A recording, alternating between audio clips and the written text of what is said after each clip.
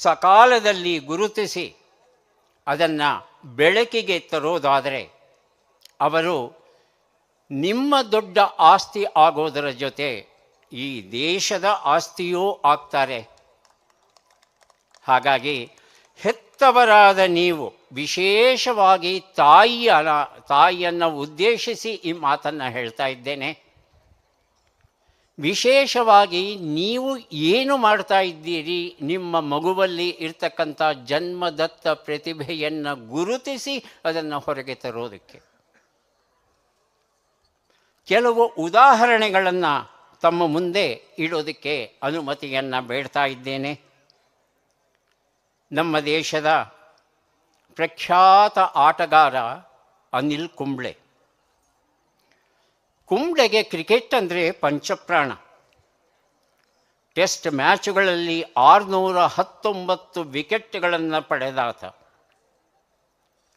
ಆದರೆ ಅವರ ಹೆತ್ತವರು ಹೇಳಿದರು, ಕ್ರಿಕೆಟ್ ನಮ್ಮಂಥವ್ರಿಗಲ್ಲಪ್ಪ, ನೀನು ಇಂಜಿನಿಯರ್ ಆಗು. ಕ್ರಿಕೆಟರ್ ಆಗಬೇಕು ಅನ್ನೋ ಆಸೆಯನ್ನು ಅದುಮಿಟ್ಟು ಎಂಜಿನಿಯರಿಂಗ್ ಸೇರಿದ, ಎಂಜಿನಿಯರ್ ಆದ. ಆದರೆ ಯಾವತ್ತೂ ಎಂಜಿನಿಯರ್ ಆಗಿ ಕೆಲಸ ಮಾಡಲಿಲ್ಲ. ಯಾಕಂದರೆ ಅವನಲ್ಲಿ ಇದ್ದಂಥ ಸುಪ್ತ ಪ್ರತಿಭೆ ಏನಿತ್ತು ಕ್ರಿಕೆಟ್, ಆ ಕ್ಷೇತ್ರದಲ್ಲಿ ಮುಂದುವರಿಯಬೇಕು ಅಂತ ಹೇಳಿದಾಗ, ಮನೆಯಲ್ಲಿ ಒಂದು ಸಣ್ಣ ಯುದ್ಧವೇ ನಡೆದಾಗ ಅಣ್ಣ ದಿನೇಶ್ ಕುಂಬ್ಳೆ ತಮ್ಮನ ಪರವಾಗಿ ನಿಲ್ತಾನೆ. ಅವನಲ್ಲಿ ಇರುವ ಋತ ಕ್ರಿಕೆಟ್, ಎಂಜಿನಿಯರ್ ಅಲ್ಲ. ಹಾಗಾಗಿ ದಯವಿಟ್ಟು ಅವನನ್ನು ಕ್ರಿಕೆಟಲ್ಲಿ ಮುಂದುವರಿಯೋದಕ್ಕೆ ಅವಕಾಶವನ್ನು ಮಾಡಿಕೊಡಿ ಅಂತ ಎಲ್ಲರನ್ನ ಒಪ್ಪಿಸಿದ ಮೇಲೆ ಇವತ್ತು ಅನಿಲ್ ಕುಂಬ್ಳೆ ಹೇಗೆ ಜಾಗತಿಕ ಮಟ್ಟದಲ್ಲಿ ಬೆಳಗ್ತಾ ಇದ್ದಾನೆ, ಇದಕ್ಕೆ ಕಾರಣ ಆ ಅಣ್ಣ ದಿನೇಶ್ ಕುಂಬ್ಳೆ. ಭಾರತ ರತ್ನ ಸಚಿನ್ ತೆಂಡೂಲ್ಕರ್ ಕ್ರಿಕೆಟ್ಟಿನ ದಂತಕತೆ ನಮಗೆಲ್ಲ ಗೊತ್ತಿರುವಂಥ ವಿಚಾರ. ಕ್ರಿಕೆಟ್ ಇತಿಹಾಸದಲ್ಲೇ ಅತ್ಯಂತ ಹೆಚ್ಚಿನ ರನ್ಗಳನ್ನು ಹೊಡೆದವನು. ಆತ ಹೇಳ್ತಾನೆ, ತನ್ನ ಬಾಲ್ಯದಲ್ಲಿ ನನಗೆ ಸಾಂಪ್ರದಾಯಿಕ ಶಿಕ್ಷಣದಲ್ಲಿ ನಂಬಿಕೆ ಇಲ್ಲ, ದಯವಿಟ್ಟು ಒತ್ತಾಯ ಮಾಡಬೇಡಿ, ನನಗೆ ಕ್ರಿಕೆಟ್ಟಲ್ಲಿ ಆಸಕ್ತಿ ಇದೆ ಅಂದಾಗ ಅದರ ಮಹತ್ವವನ್ನು ಅರಿತದ್ದು ಆತನ ತಂದೆ ರಮೇಶ್ ತೆಂಡೂಲ್ಕರ್. ರಮೇಶ್ ತೆಂಡೂಲ್ಕರ್ ಹೇಳ್ತಾನೆ, ಹೌದು, ನಿನ್ನ ಒಲವು ಕ್ರಿಕೆಟಲ್ಲಿ ಇದೆ ಅನ್ನೋದನ್ನು ನಾನು ಮನಗಂಡಿದ್ದೇನೆ. ನಿನ್ನ ಸಂಪೂರ್ಣ ಗಮನವನ್ನು ನೀನು ಕ್ರಿಕೆಟ್ ಕಡೆ ಹರಿಸು, ನಿನ್ನ SSLC ಪರೀಕ್ಷೆ ನಂತರ ನೋಡೋಣ ಅನ್ನೋ ಒಂದು ಧೈರ್ಯವನ್ನು, ಪ್ರೋತ್ಸಾಹವನ್ನು ನೀಡ್ತಾನೆ ರಮೇಶ್ ತೆಂಡೂಲ್ಕರ್ ತಂದೆ ತನ್ನ ಮಗನಲ್ಲಿ ಇರಬಹುದಾದ ಈ ಋತ ಏನಿದೆ ಇದನ್ನು ಗುರುತಿಸಿ ಆ ಒಂದು ಕ್ಷೇತ್ರದಲ್ಲಿ ಮುಂದುವರಿಯೋದಕ್ಕೆ ಅವಕಾಶವನ್ನು ಮಾಡಿಕೊಟ್ಟಾಗ ತೆಂಡೂಲ್ಕರ್ ಕ್ರಿಕೆಟ್ ಕ್ರೀಡೆಯ ದೇವತೆಯಾಗಿ ಮೆರೀತಾ ಇದ್ದಾನೆ. ಮಿಗಿಲಾಗಿ ಭಾರತ ರತ್ನ ಗೌರವವನ್ನು ಗಳಿಸಿದ್ದಾನೆ. ಇದಕ್ಕೆ ಕಾರಣ ತಂದೆ ರಮೇಶ್ ತೆಂಡೂಲ್ಕರ್. ನಿಮ್ಮ ಮಕ್ಕಳಲ್ಲಿ ಇಂತಹ ಪ್ರತಿಭೆ ಇರುವ ಮಕ್ಕಳು ಎಷ್ಟು ಜನ ಇದ್ದಾರೆ, ಅದನ್ನು ನೀವು ಗಂಭೀರವಾಗಿ ಅಧ್ಯಯನ ಮಾಡಿದ್ದೀರಾ, ಗುರುತಿಸಿದ್ದೀರಾ, ಆ ಕ್ಷೇತ್ರದಲ್ಲಿ ಮುಂದುವರಿಯೋದಕ್ಕೆ ಯಾವ ರೀತಿಯ ಕ್ರಮಗಳನ್ನು ಕೈಗೊಂಡಿದ್ದೀರಾ, ದಯವಿಟ್ಟು ಪ್ರಾಮಾಣಿಕವಾಗಿ ಒಂದು ಕ್ಷಣ ಆಲೋಚನೆ ಮಾಡಬೇಕಾಗಿ ನನ್ನ ಪ್ರಾರ್ಥನೆ.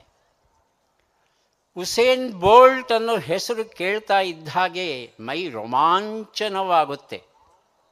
ಯಾಕಂದರೆ ಮನುಕುಲದಲ್ಲೇ ಅವನಷ್ಟು ವೇಗವಾಗಿ ಓಡುವಂಥ ಮತ್ತೊಬ್ಬ ವ್ಯಕ್ತಿ ಇಲ್ಲ, ಉಸೇನ್ ಬೋಲ್ಟ್. ಆದರೆ ಉಸೇನ್ ಬೋಲ್ಟ್ಗೆ ಕ್ರಿಕೆಟ್ ಆಡಬೇಕು ಅಂತ ಆಸೆ, ಫಾಸ್ಟ್ ಬೌಲರ್ ಆಗಬೇಕು, ವಕಾರ್ ಯೂನಿಸ್ ತರಹ. ಹಾಕ್ಕೊಳ್ಳೋದಕ್ಕೆ ಬೂಟು ಇಲ್ಲ, ಒಂದು ಟೊಪ್ಪಿ ಇಲ್ಲ, ಹರಿದ ಬಟ್ಟೆ. ಆದರೂ ಕ್ರಿಕೆಟರ್ ಆಗಬೇಕು. ಕೋಚ್ ಹತ್ರ ಹೋಗಿ ನಿರಂತರವಾಗಿ ಕೇಳ್ತಾ ಹೋಗ್ತಾನೆ, ನಾನು ಆಡಬೇಕು ಆಡಬೇಕು ಆಡಬೇಕು. ಒಂದು ದಿನ ಒಬ್ಬ ಆಟಗಾರ ಬರಲಿಲ್ಲ ಅನ್ನೋ ಕಾರಣಕ್ಕೆ ಹೋಗು ನೀನು ಬೌಂಡರಿ ಲೈನಲ್ಲಿ ನಿಲ್ಲು ಅಂದಾಗ, ಬೌಂಡರಿ ಲೈನಲ್ಲಿ ನಿಂದಂಥ ಉಸೇನ್ ಬೋಲ್ಟ್ ಒಂದೇ ಒಂದು ಚೆಂಡು ಬೌಂಡರಿ ಗೆರೆಯನ್ನು ಮುಟ್ಟೋದಕ್ಕೆ ಬಿಡೋದಿಲ್ಲ. ಅಷ್ಟು ವೇಗವಾಗಿ ಒಂದು ಕಡೆಯಿಂದ ಮತ್ತೊಂದು ಕಡೆಗೆ, ಮತ್ತೊಂದು ಕಡೆಯಿಂದ ಇನ್ನೊಂದು ಕಡೆಗೆ ಎಷ್ಟು ವೇಗವಾಗಿ ಓಡ್ತಾನೆ ಅಂದರೆ ಆ ಕೋಚ್ಗೆ ಆಶ್ಚರ್ಯ ಆಗೋಗುತ್ತೆ. ಕರೆದು ಹೇಳ್ತಾನೆ, ತಂದೆಯನ್ನೂ ಕರೆದು ಹೇಳ್ತಾನೆ, ನಿಮ್ಮ ಮಗನಲ್ಲಿ ಇರ್ತಕ್ಕಂಥ ಸುಪ್ತ ಪ್ರತಿಭೆಯನ್ನು ನೀವು ಗುರುತಿಸಿಲ್ಲ. ಅವನು ಕ್ರಿಕೆಟ್ ಆಟಗಾರ ಆಗಬಾರದು, ಅವನು ಅಥ್ಲೆಟ್ ಆಗಬೇಕು. 100 ಮೀಟರ್, 200 ಮೀಟರ್, 400 ಮೀಟರ್ ಓಟ ಏನಿದೆ, ಆ ಓಟದಲ್ಲಿ ನಿಮ್ಮ ಮಗ ಭಾಗವಹಿಸಿದ್ದೇ ಆದಲ್ಲಿ ಆತ ಜಗತ್ತಿನಲ್ಲಿ ಸರ್ವಶ್ರೇಷ್ಠ ಅಥ್ಲೆಟ್ ಆಗ್ತಾನೆ. ಈ ಭರವಸೆಯನ್ನು ನಾನು ನಿಮಗೆ ಕೊಡ್ತೇನೆ. ದಯವಿಟ್ಟು ನಿಮ್ಮ ಮಗನನ್ನು ಇವತ್ತೇ ಅಥ್ಲೆಟ್ ತರಬೇತಿ ಪಡೆಯೋದಕ್ಕೆ ಕಳಿಸಿಕೊಡಿ ಅನ್ನೋ ಒಂದು ಮಾತನ್ನು ಹೇಳ್ತಾರೆ. ಹೀಗೆ ಮಕ್ಕಳಲ್ಲಿ ಇರುವಂಥ ಜನ್ಮದತ್ತ ಪ್ರತಿಭೆ ಏನಿದೆ ಅದು ತುಂಬ ಮುಖ್ಯವಾದದ್ದು. ಅಷ್ಟೆಲ್ಲ ಯಾಕೆ, ನಮ್ಮ ಕುವೆಂಪು ಅವರ ಉದಾಹರಣೆಯನ್ನೇ ತಗೊಳ್ಳೋಣ. ಕುವೆಂಪು ಅವರು ತಮ್ಮ ಆರಂಭದ ದಿನಗಳಲ್ಲಿ ಇಂಗ್ಲೀಷಲ್ಲಿ ಬರೀತಾ ಇದ್ದರು ಕವನಗಳನ್ನು.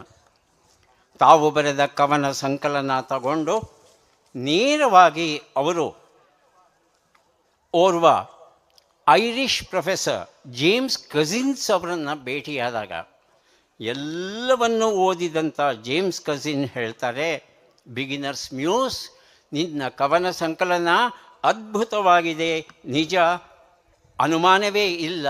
ಆದರೆ ನಿನ್ನ ವೃತ ಇಂಗ್ಲೀಷಲ್ಲಿಲ್ಲಪ್ಪ, ಅದು ಕನ್ನಡದಲ್ಲಿದೆ. ಇನ್ನು ಮುಂದೆ ಕನ್ನಡದಲ್ಲಿ ಬರೀ ನೀನು ಅಂತ ಹೇಳಿದಾಗ ಕುವೆಂಪು ಅಂತ ದೈತ್ಯ ಪ್ರತಿಭೆ ಕನ್ನಡಕ್ಕೆ ದಕ್ಕಿತು. ಅದಕ್ಕೆ ಕಾರಣ ಕುವೆಂಪು ಅವರಲ್ಲಿ ಇದ್ದಂಥ ಸುಪ್ತ ಪ್ರತಿಭೆಯನ್ನು ಗುರುತಿಸಿದಂತಹ ಜೇಮ್ಸ್ ಕಜಿನ್ಸ್. ಏನಿದು ವೃತ ಅಂತ ಹೇಳ್ತೀರಿ, ಸುಪ್ತ ಪ್ರತಿಭೆ ಅಂತ ಹೇಳ್ತೀರಿ, ಯಾರಲ್ಲಿ ಯಾವುದಿದೆ ಅದನ್ನು ಹುಡುಕಿ ಅಂತ ಹೇಳ್ತಾ ಇದ್ದೀರಿ, ಹೇಗೆ ಮಾಡೋದು ಇದನ್ನು ಅನ್ನೋ ಒಂದು ಪ್ರಶ್ನೆ ಬಂದಾಗ, ಆ ಸುಪ್ತ ಪ್ರತಿಭೆಗಳು, ಜನ್ಮದತ್ತ ಜಾಣ್ಮೆಗಳು, ಇನ್ಬಾರ್ನ್ ಟ್ಯಾಲೆಂಟ್, ಇವೆಲ್ಲವನ್ನು 9 ರೀತಿಯಲ್ಲಿ ವರ್ಗೀಕರಿಸಬಹುದು. ವಿಜ್ಞಾನಿಗಳು ಮನುಷ್ಯನ ಬುದ್ಧಿವಂತಿಕೆಯನ್ನು 9 ರೀತಿಗಳಲ್ಲಿ ವರ್ಗಿಸಿದ್ದಾರೆ. ಆ ವರ್ಗೀಕರಣವನ್ನು ಸಂಕ್ಷಿಪ್ತವಾಗಿ ಹೇಳ್ತೇನೆ. ನಿಮ್ಮ ಮಗು ಯಾವ ವರ್ಗೀಕರಣದ ವ್ಯಾಪ್ತಿಯಲ್ಲಿ ಬರ್ತಾನೆ ಅನ್ನೋದನ್ನು ದಯವಿಟ್ಟು ತಾವು ಆಲೋಚನೆ ಮಾಡಿ. ಮೊದಲ ರೀತಿಯ ಬುದ್ಧಿವಂತಿಕೆ ಗಣಿತೀಯ ಮತ್ತು ತಾರ್ಕಿಕ ಪ್ರತಿಭೆ, ಲಾಜಿಕಲ್ ಆ್ಯಂಡ್ ಮ್ಯಾಥಮೆಟಿಕಲ್ ಇಂಟೆಲಿಜೆನ್ಸ್ ಅಂತ ಹೇಳ್ತೇವೆ. ನಿಮ್ಮ ಮಗುವಿಗೆ ಗಣಿತ ಕ್ಷೇತ್ರದಲ್ಲಿ ಪ್ರತಿಭೆ ಇದ್ದರೆ ಆತ ಗಣಿತಜ್ಞನಾಗಬಹುದು, ಅರ್ಥಶಾಸ್ತ್ರಜ್ಞನಾಗಬಹುದು, ಆಡಿಟರ್ ಆಗಬಹುದು, ಅಕೌಂಟೆಂಟ್ ಆಗಬಹುದು, ವಿಜ್ಞಾನಿ ಆಗಬಹುದು, ಇಲ್ಲವೇ ಕಂಪ್ಯೂಟರ್ ತಜ್ಞನಾಗಬಹುದು. ಗಣಿತೀಯ ಬುದ್ಧಿವಂತಿಕೆ. ಭಾಷಾ ಬುದ್ಧಿವಂತಿಕೆ, ಲಿಂಗ್ವಿಸ್ಟಿಕ್ ಇಂಟೆಲಿಜೆನ್ಸ್. ಇವರಿಗೆ ಭಾಷೆ ಅಂದರೆ ನೀರು ಕುಡಿದಷ್ಟು ಸುಲಭ. ಓದುವುದು, ಬರೆಯುವುದು, ಮಾತನಾಡುವುದು ಇವರನ್ನು ಮೀರಿಸೋಕೆ ಸಾಧ್ಯವಿಲ್ಲ. ಈ ಕ್ಷೇತ್ರಗಳಲ್ಲಿ ಉಪನ್ಯಾಸಕರಾಗಿ, ವಕೀಲರಾಗಿ, ರೇಡಿಯೋ ಜಾಕಿಯಾಗಿ, ಟೆಲಿವಿಷನ್ ಕಲಾವಿದರಾಗಿ, ಪತ್ರಕರ್ತರಾಗಿ, ಮಾರಾಟಗಾರರಾಗಿ, ಉತ್ತಮ ರಾಜಕಾರಣಿಗಳಾಗಿ ಅದ್ಭುತವಾದ ಸಾಧನೆಯನ್ನು ಮಾಡುವಂಥ ಶಕ್ತಿ ಇವರಲ್ಲಿ ಇರುತ್ತೆ. ನಿಮ್ಮ ಮಗುವಲ್ಲಿ ಈ ಭಾಷಾ ಪ್ರತಿಭೆ ಇದೆಯಾ ಅನ್ನೋದನ್ನು ದಯವಿಟ್ಟು ಹುಡುಕಿ. ಮೂರನೆಯ ಪ್ರತಿಭೆ ಅತ್ಯುತ್ತಮ ವ್ಯಾವಹಾರಿಕ ಪ್ರತಿಭೆ ಅಥವಾ ಇಂಟರ್ಪರ್ಸನಲ್ ಇಂಟೆಲಿಜೆನ್ಸ್. ಏನು ಹಾಗಂದರೆ, ಒಬ್ಬ ವ್ಯಕ್ತಿ ಎದುರಿಗೆ ಬಂದಾಗ ಆ ವ್ಯಕ್ತಿಯ ಮನಸ್ಸಲ್ಲಿ ಏನು ನಡೀತಾ ಇದೆ, ಯಾವ ವಿಚಾರಗಳಿವೆ ಅನ್ನೋದನ್ನು ಸೂಕ್ಷ್ಮವಾಗಿ ತಿಳಿಯುವ ಸಾಮರ್ಥ್ಯ ಕೆಲವರಿಗೆ ಉಂಟು.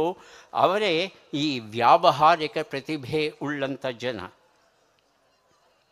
ಇವರು ಮತ್ತೊಬ್ಬರ ಮನಸ್ಸನ್ನು ಅರ್ಥ ಮಾಡಿಕೊಂಡು ಸೂಕ್ತವಾಗಿ ಮಾತನಾಡಿ ಸಮಸ್ಯೆಗಳನ್ನು ಸುಲಭವಾಗಿ ಪರಿಹರಿಸಬಲ್ಲರು.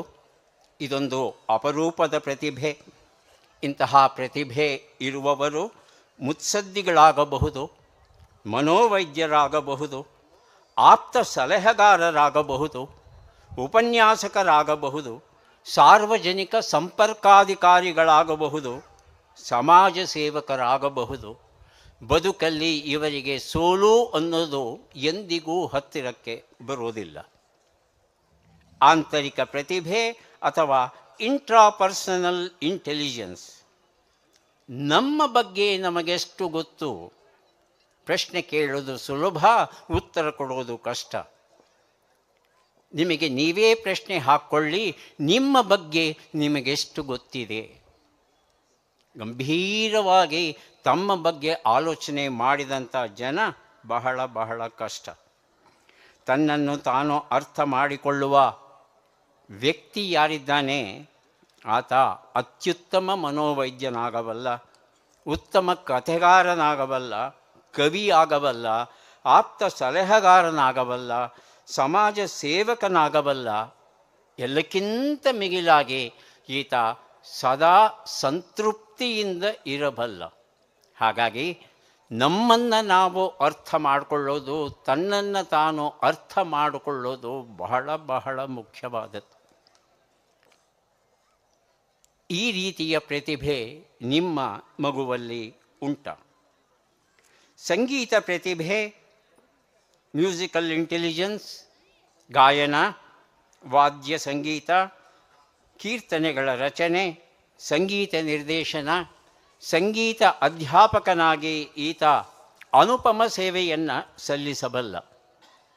ಎಂತೆಂತಹ ಮೇರು ಪರ್ವತಗಳು ಈ ಕ್ಷೇತ್ರದಲ್ಲಿ ರಾರಾಜಿಸ್ತಾ ಇವೆ ಅನ್ನೋದನ್ನು ನಾವು ನೋಡಿದ್ದೇವೆ.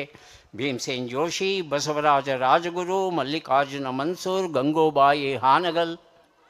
ಈ ಪರಂಪರೆಯಲ್ಲಿ ನಿಮ್ಮ ಮಗ ಸಾಗಬಲ್ಲನೆ? ಅಂತಹ ಪ್ರತಿಭೆ ಅವನಲ್ಲಿ ಉಂಟೆ?